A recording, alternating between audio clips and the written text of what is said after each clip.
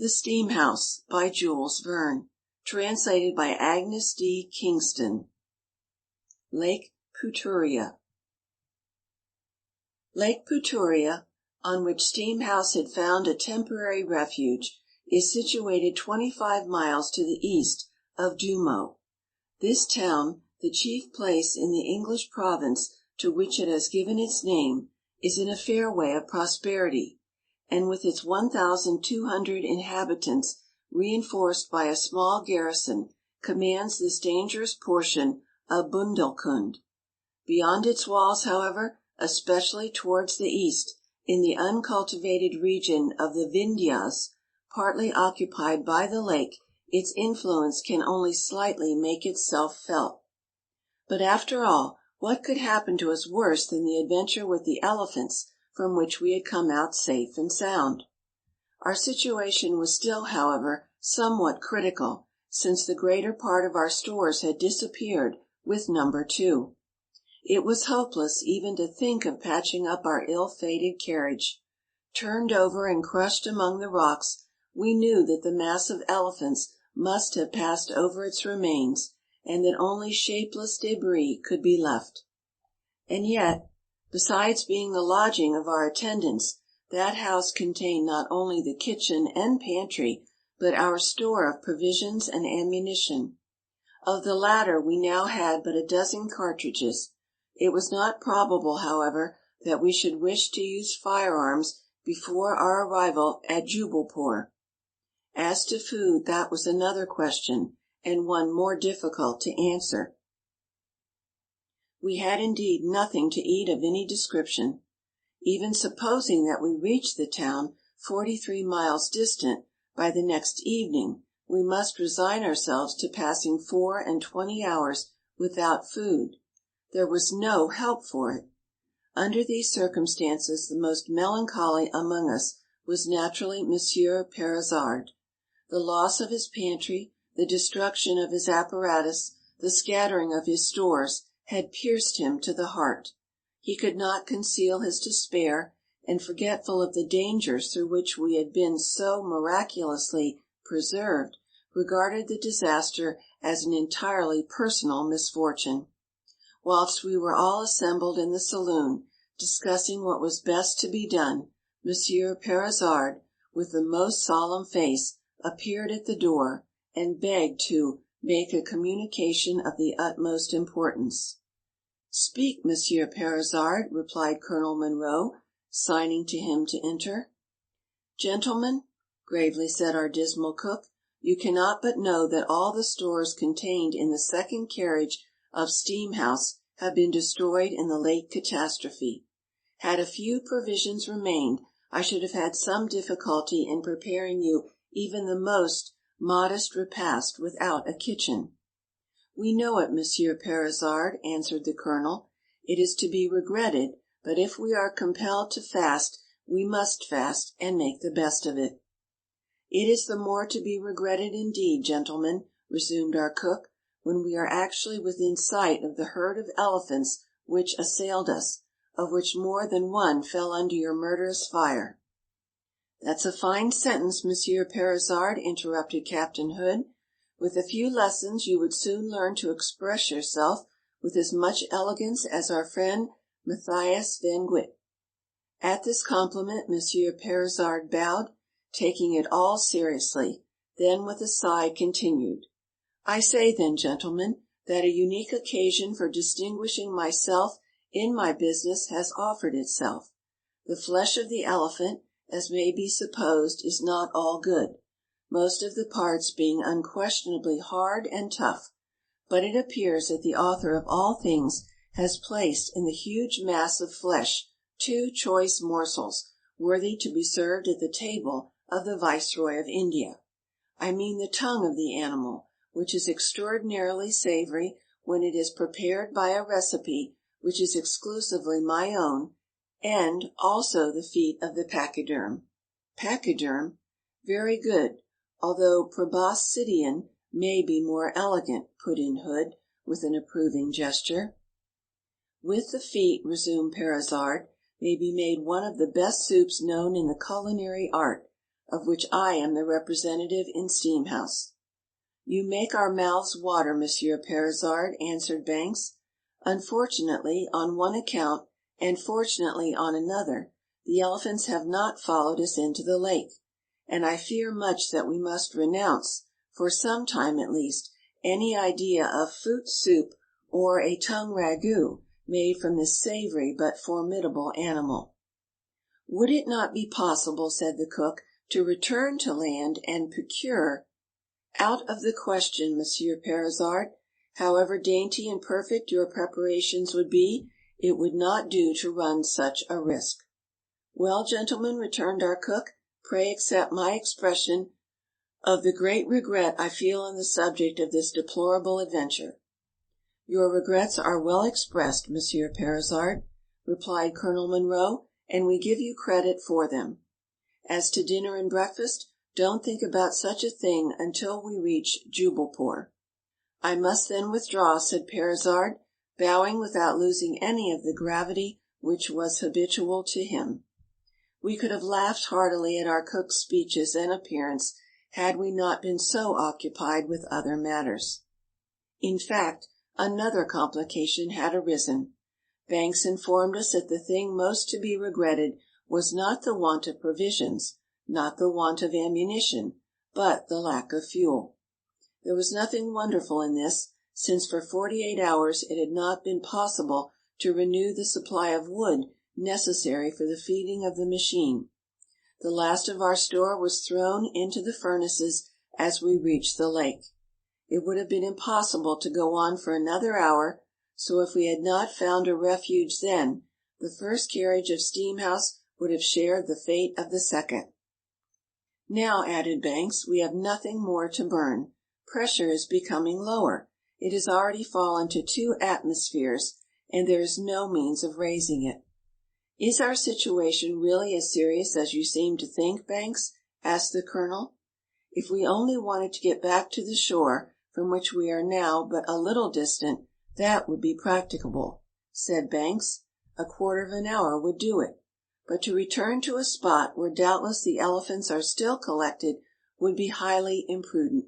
No, we must, on the contrary, cross this lake and seek a landing place on its southern shore. How wide may it be at this part? Asked Colonel Munro. Kalagani reckons it to be about 7 or 8 miles. Now, under present circumstances, it would take several hours to cross, and as I say, in 40 minutes the engine will cease working. Well, answered Sir Edward, to begin with, we must pass the night quietly on the lake. We are safe here. Tomorrow we shall see what is to be done. This was decidedly the best thing to be done. We were all in great need of rest. At our last halting place in the middle of the circle of elephants, no one in Steam House had been able to sleep. But if that was a white night, as we say in French, meaning sleepless night, this one was black, and much blacker than we liked. In fact, towards 7 o'clock, a slight mist began to rise over the surface of the lake. There had been a great deal of fog the preceding night in the higher regions of the atmosphere, but owing to the difference of locality and evaporation of the water, it was here low. After a hot day there was confusion between the higher and lower layers of the air, and the lake soon began to disappear in a fog, slight at first, but every moment increasing in density. This, as Banks said, was a complication which we had to take into consideration. As we had foreseen, about 7:30, the panting of Behemoth grew fainter. The throbbing of the piston became weaker. His feet at last ceased to beat the water, and the mighty beast and our single house floated peacefully on the bosom of the lake. We no longer moved. There was no fuel and no means of procuring any. Under the circumstances, it was difficult to make out our situation exactly. During the short time the machine was working, we steered towards the southeastern shore, there to seek a landing place. Puturia being in form a long oval, it was possible that Steam House was not so very far from one or other of its banks. It is needless to say that the trumpetings of the elephants which we had heard for quite an hour after leaving the shore, had now died away in the distance. Whilst talking of the different eventualities which might occur in this new situation, Banks summoned Kalagani to share in our consultation. The native soon appeared and was invited to give his opinion. We were all assembled in the dining room, which had a skylight but no side windows. The light from the lamps could not therefore be seen outside. This was a wise precaution, it being just as well that the situation of Steam House should not be known by any prowlers who might happen to be on the shore. In answering the questions put to him, Kalagani, at least, so it appeared to me, hesitated somewhat. We wished to know the position which the train now occupied, and that, I confess, was rather embarrassing to answer. Perhaps a slight breeze from the northwest had had an effect upon Steam House, or perhaps a current was insensibly drifting us to the lower point of the lake. "Look here, Kalagani," said Banks, "do you know the exact extent of the Puturia?" "Doubtless, Sahib," replied the man, "but in such a fog it is difficult." "Can you make a rough guess at the distance which we now are from the nearest bank?" "Yes," answered the native, after some thought, "the distance cannot be more than 1.5 miles." "To the east?" asked Banks. "To the east." "So then if we land there, we shall be nearer Jubbulpore than Dumo?" "Certainly." "At Jubbulpore then we must refit," said Banks. "But now who knows when or how we can reach the shore? It may be a day or a couple of days before we can do so, and our provisions are exhausted." "But," said Kalagani, "could we not try, or at any rate one of us try, to land this very night?" "How?"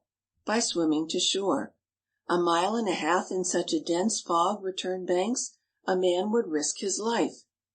"That is no reason for not making the attempt," replied Kalagani. I cannot tell why, but again it appeared to me that the man's voice had not its accustomed frankness.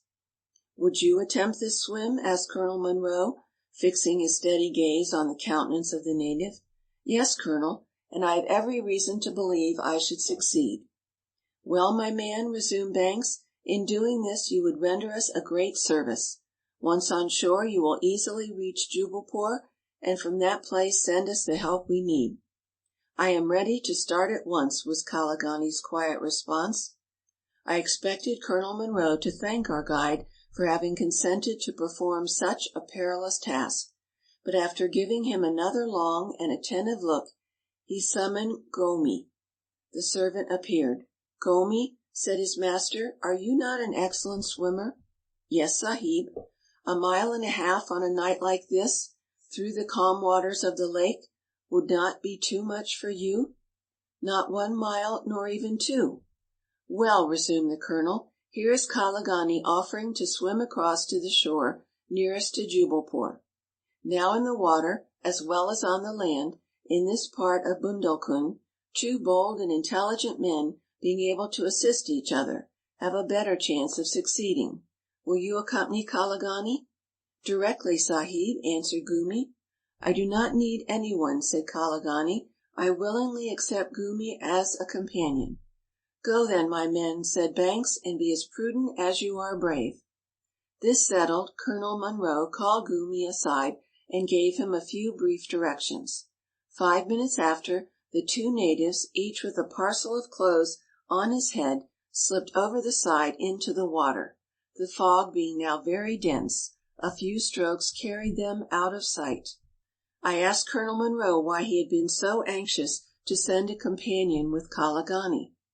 "My friends," returned Sir Edward, "that man's replies, although till now I have never suspected his fidelity, did not appear frank to me." "The same thing struck me," said I. "I cannot say I noticed anything of the kind," observed the engineer. "Listen, Banks," resumed the colonel. "In offering to swim ashore, Kalagani had some ulterior motive." "What?" "I do not know, but though he wished to land, it was not to bring us help from Jubbulpore." "Hullo!" exclaimed Hood. Banks knit his brows as he looked at the colonel. Then, "Munro," he said, "till now that native has been most devoted to us all, and more particularly to you. And now you imagine that Kalagani would betray us? What possible reason can you have for thinking such a thing?" "Whilst Kalagani was speaking," answered Sir Edward, "I noticed that his skin darkened, and when a copper-coloured complexion becomes darker, it means that the man is lying. Scores of times I have, by knowing this, been able to convict of falsehood both Hindus and Bengalese, and have never been mistaken. I repeat, then, that Kalagani, notwithstanding all the presumptions in his favour, has not told the truth." This observation of the Colonel's, which I have often since seen verified, was quite correct. When they lie, the natives of India turn a shade darker, just as white people turn red. This symptom had not escaped the Colonel's penetration, and he had therefore acted upon it. "But what could Kalagani's plans be?" questioned Banks, "and why should he betray us?" "That remains to be seen," answered Colonel Munro. "We shall know later, perhaps too late." "Too late, Colonel?" cried the captain. "Why, what do you expect? We aren't going quite to destruction, I should hope." "At any rate, Munro," said the engineer, "you did very right in sending Gumi as well. That fellow would serve us till his last breath. Active, intelligent as he is, if he suspects any danger he will know." "So much the more," observed the Colonel, "that he has been warned beforehand, and mistrusts his companion." "Good," said Banks. "Now we can wait for day. The mist will doubtless disperse as the sun rises, and then we shall better know where we are." The fog was dense, but nothing denoted the approach of bad weather. This was fortunate, for though our train could float, it was not built for a sea voyage. Our attendants took up their abode for the night in the dining room, we ourselves lying down on the sofas in the saloon, talking little, but listening to every sound from the outside. About 2 in the morning, a perfect concert of wild beasts suddenly broke the stillness. This showed the direction of the southwest shore, but it was evidently at some distance from the sounds, and Banks guessed it to be a good mile from us. A band of wild animals had doubtless come to drink at the extreme point of the lake. Very soon we became sure that, urged by a slight breeze, our train was drifting in a slow but steady manner towards the shore. In fact, by degrees, the sounds not only came more distinctly to our ears, but we could already distinguish the deep roar of the tiger from the hoarse howl of the panther. "By Jove!" Hood could not refrain from saying, "what a splendid opportunity for potting my 50th." "Another time for that, Captain," observed Banks. "When day breaks, I prefer to think that when we touch the shore that band of wild beasts will have left the place free for us." "Would it be at all dangerous," I asked, "to light the electric lamps?" "I do not think so," replied Banks. "That part of the shore is probably only occupied by those animals who have come to drink. There can be no danger in trying to get a look at them." By Banks' orders the brilliant light was thrown in a southwesterly direction, but powerless to pierce the thick mist, it only illuminated a short space before Steam House, and the shore remained totally invisible.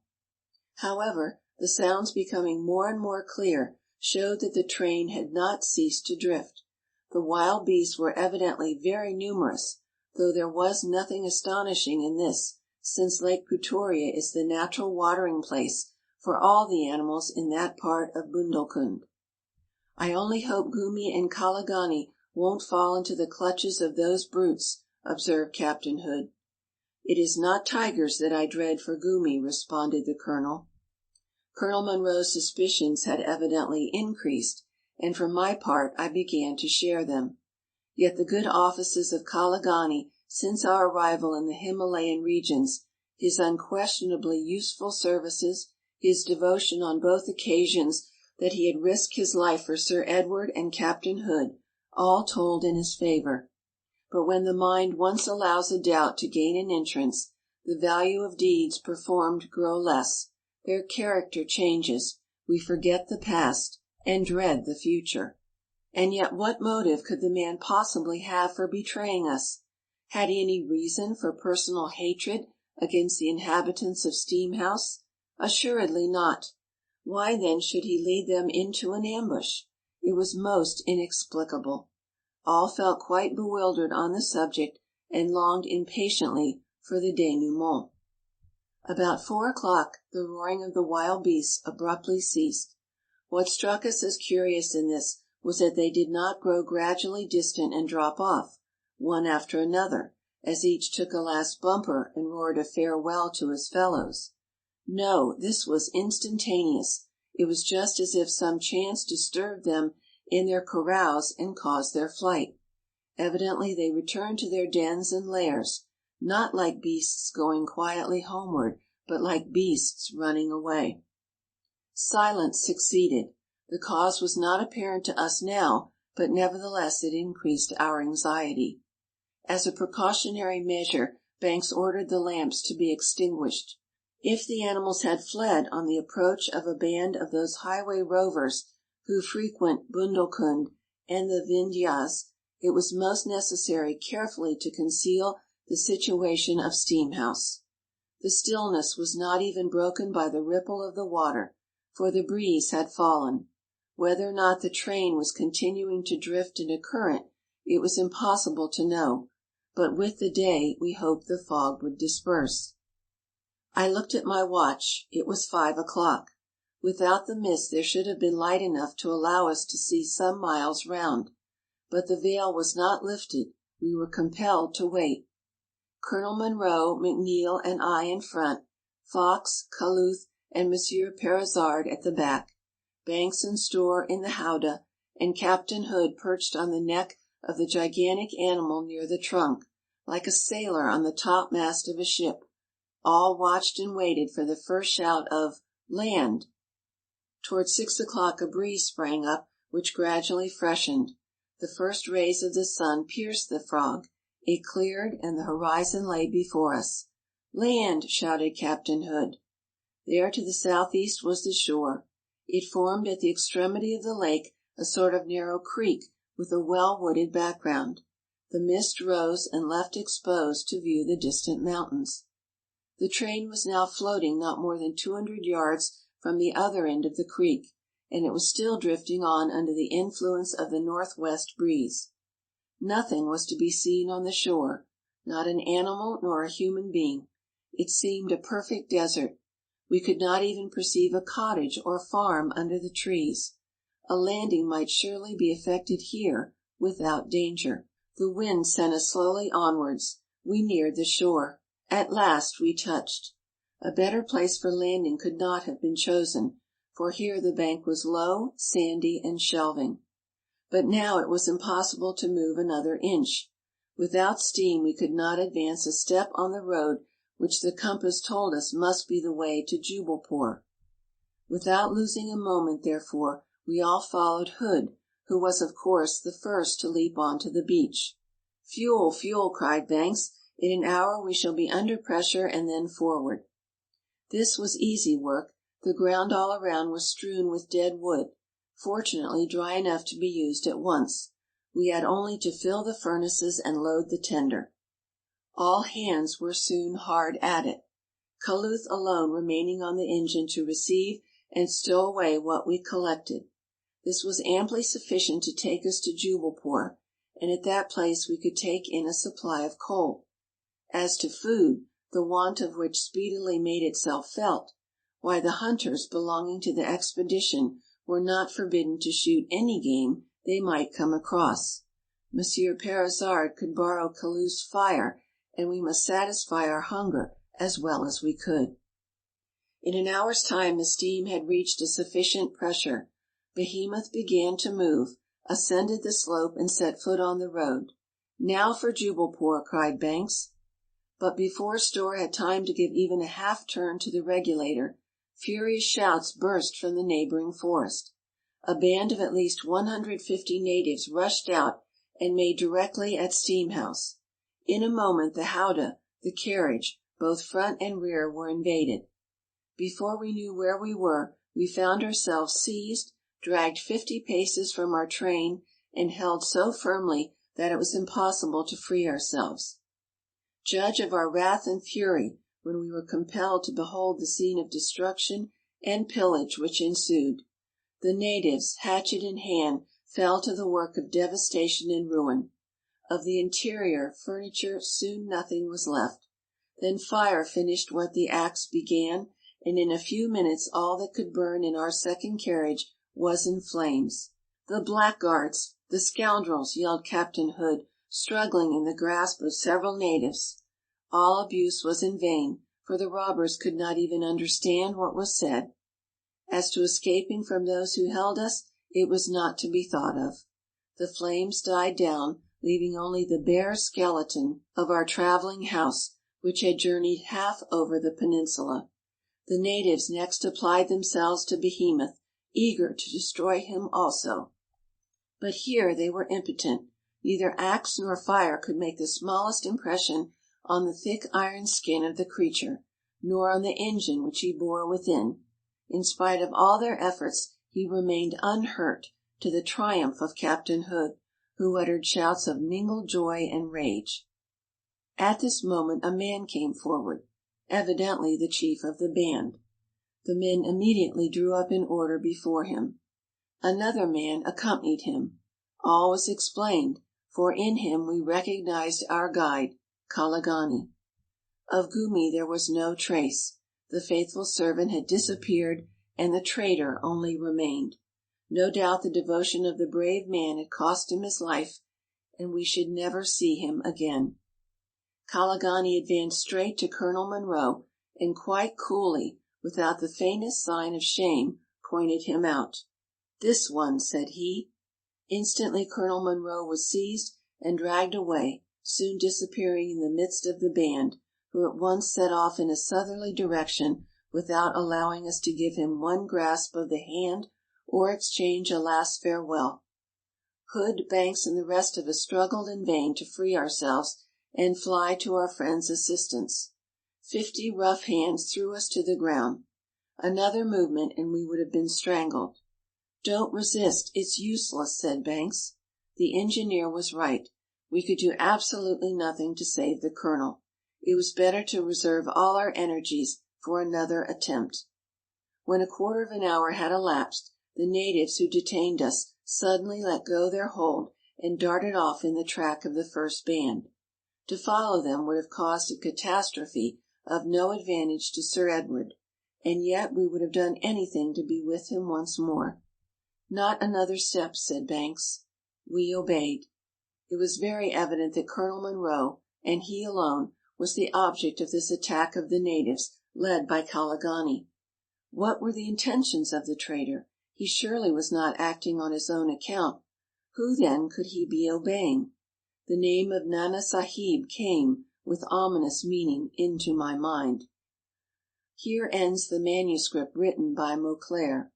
The young Frenchman did not witness the events which occurred after this, and hasten the denouement of the drama, but on their becoming known later, they were put together in a narrative form, thus completing the account of this journey across northern India. End of Section 26.